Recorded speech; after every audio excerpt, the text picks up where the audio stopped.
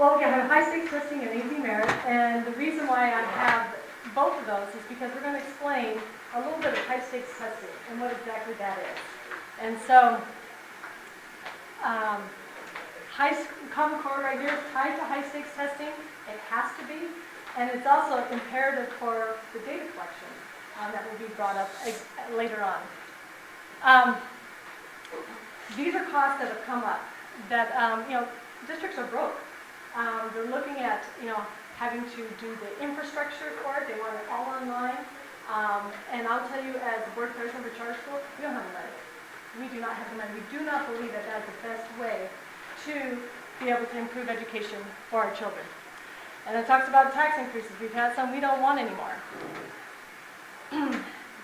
This year, it's going to be about $19 million, but we don't know how much it's going to cost in the future. And once again, we're looking at teacher pay, we're looking at funding. Is this really the best way to help improve education? And let me go here. This is only $25 million. I'll just go here that it's going to cost us over up to $367 million, and we only received $25 million. So return on investment, not there. This here actually is not some of my slides here. Did it go backwards? Am I going backwards? Why are you going backwards? Look, push page up. Supposed to be page down? Yeah, page Okay. down. There we go. Yeah, you were going backwards. Okay, there we go. Primary purpose of assessments. What is an assessment? What is it supposed to do? You teach a concept, fractions, and then you have an assessment to be able to determine how well the child has done. And therefore, it's feedback to the teacher, and then also the ability to be able to help the student. Once high-stakes tests are established, we don't get that deliverable in regards to really determining how well the student is doing. And so, high-stakes test. Why do they call it a high-stakes test? As you can see here, it's to make important, potentially life-altering decisions. And as you can see there, it could be high school diploma. I know in many states now, Washington State, some of the others, with the Common Core test, kids may not get a diploma if they do not pass this test, even though they may have gotten A's. You talk about repetition of the grade, the labeling of students in school. That is very important. I have to tell you, as a charter school, you're looking at marking yourself, saying, okay, we're a good school. And with that label, that makes a difference. And so oftentimes what happens is the schools work to try and get that high label. Withholding of funds, closing of schools. And I just want to ask you, how many of you, either you have had the problem, or maybe you know of others? I have a couple of kids that have test anxiety. And when they get what? Test anxiety. Yeah. And when you get there, and there's that anxiety that occurs. And I will tell you, I've done some law research. My background actually is a registered dietitian, so I did a lot of pre-med, pre-dental, with the hypothalamus, all of the brain, how it works. And when your anxiety levels up here, your ability to put forth the information that you have and you know, it is shut down. So, do we want to really grade students on that? And schools? And another thing is does it improve student learning? Now, NAEP is the National Assessment of Educational Progress, and it is put throughout every, to like 4th and 8th graders and that nature check to see how well we're progressing in all different subjects. And they found that those states that had a high-stakes test, and they found that they did not do as well. And in fact, as it states here, in addition, states with high school graduation tests were less likely to show statistically significant improvement in their student scores than were states without such tests. And some of it, they weren't even able to reach a basic or proficient level. And why is that? Narrowing the curriculum. What happens? Well, they know kind of what's going to be on the test. So what do schools do? They narrow their curriculum to match what the test is on. Okay? And what usually is on the test? Math, reading, writing, very important, of course, but guess what gets left out? And of course, I was also chairman of the Arizona State Constitutional Commemoration Committee, so I believe history and civics, it should be right up there as well. But that usually gets pushed out. Art and music. The research that shows how beneficial that is to being able for students to learn. There's the right brain, left brain, that connection between the two hemispheres. That must occur. But that gets left out when a lot of this happens. Also, if you look at here, research-based best instructional practices. What happens is oftentimes teachers change the way they teach so that they can get this information into their students so that they will do well. And that's not good either. And also extra time for test and subject areas, once again taking away. And so we see quite a bit of problems with that. And then of course, as we see here, oh, I did the wrong way again. Okay, and then also talks about here, this is a quote here. Teachers negotiate high-stakes testing educational environments. And then what it does is, like I said, narrowing of curriculum, and it increases, this is very interesting, fragmentation of knowledge forms into bits and pieces. What does that mean? It creates holes in the curriculum. Math, if you have a concept that you don't master or it's skipped over, you have to go all the way back and relearn that. That is imperative. And so what happens is oftentimes it creates holes. Also in regards to history or with reading or writing, what it does is it creates holes and they fragment it according to what's going to be on the test for that year, for that grade level. So, and then it also makes it more, what they call lecture-based, teacher-centered pedagogy. And of course we do believe, like our school, whole teacher-led instruction, but it does not allow, per se, oftentimes as much time to be able to create some of those other environments that might help. For example, science, to learn it from a textbook and just lecture doesn't happen.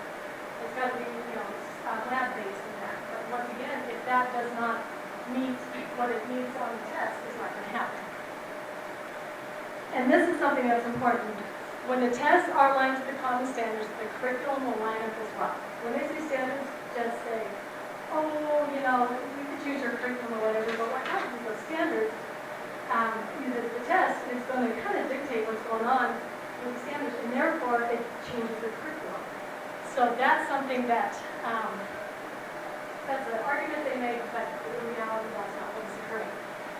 Student scores improvement.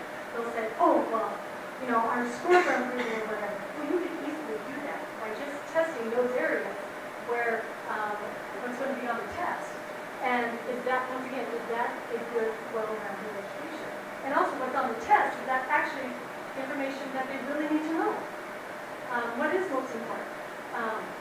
So that's something that's important. Once again, dropping out a lot of curriculum. Developmentally inappropriate testing. They're wanting us to use a lot of heavy standardized tests for younger grades. In kindergarten, first grade, we have resisted it. I know at the school, we've done some basic business tests and that. But to do what they really want us to do is going to be a lot of testing, and that's not really the best way. Assessments are important, and that I think teachers, if you believe the teachers, know what they're trained, they know what they need to do, they need to know what the help students are progressing on what they are teaching. But doing a lot of these standardized tests doesn't really provide the information that we need. And they state here under age 8, the question is on unreliability. And then in regards to developmental and cognitive development of children, there's that concrete stage, and they call it also maturity, and there's a lot of that as well. But basically, it's right around 8, 9, 10, there's some huge jumps in cognitive ability. And you need to give those kids the opportunity to get to that point. And once again, standardized testing isn't really the best way to determine that at that young of an age. As we know in the States. Also, the other thing is, developing inappropriate testing, this is about the writing test. And here it talks about that 3rd and 4th graders are to write an opinion of an inferred topic, while 5th and 6th graders are to write an argument. And then it talks about your children under 11, 12 have a problem with incorrect. Just cognitively, they're not there yet. And to push is not going to make it happen. You need to go along with the developmental abilities of the students. And then once they get to that point, it makes a big difference.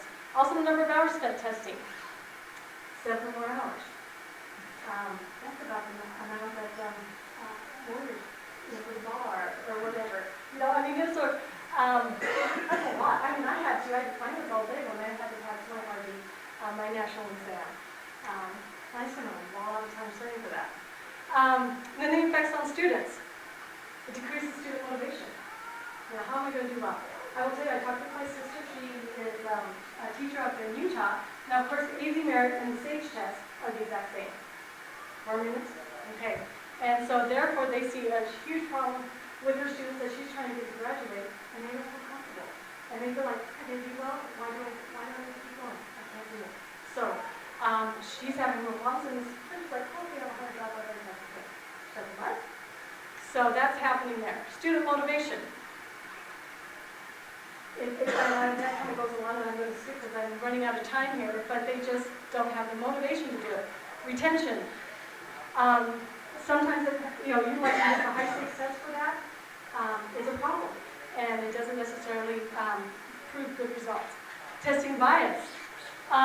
What we see here, that it's right there at the bolded. To expect tougher standards and a renewed emphasis on standardized testing to reduce poverty inequalities, to expect what never was and never will be. It won't equalize outcome. And then, once again, they're expecting an increased dropout rate, up to double. Also, it was created and implemented to increase accountability, but we are not doing that. So I'm just going to continue here. Grades and attendance, not test scores, are the main factors to increase student performance, not high-stakes tests. And this one here, the SAGE test, was created by AIR, and it's one of the largest behavioral and social science research and evaluation organizations. Why did they create a test? Okay, and this one here, when you go through a test, you have to have validity reports. That is standard procedure. There have been none done on the AzMerit test. So we don't know if it's actually testing academics. In fact, Dr. Thompson says there's no way that the AIR-produced SAGE AzMerit Common Core test measures academic achievement in a valid manner, and quite probably doesn't measure academics at all. Okay, I'm going to go ahead here. What happens is everyone ends up with a grade. The student, the teacher, the principal, and the school, but they don't have any diagnostic value. This is the Massachusetts example. Dr. Sotsky, she went over it. They had a great accountability, independent accountability office. They scored at the top in the throughout the nation all those years. And they even tested at the top internationally, math and science. But with the Common Core, there has been a huge decrease in their abilities. Need to compare schools. I'm going to have to move on here. This is one from our teacher. She says, I'm doing less teaching due to standards and testing. There's too much time on testing, too many requirements and hoops. We're seeking for a perfect formula and the children are suffering from it. Kids are in booklet and chasing our tails. So, I wanted to just end with that. I was told, got to stop. This is the true purpose of a Republican education. In any nation, the heir of sovereignty must be qualified to meet the responsibilities of kingly office. In a republic, the people are not the kings.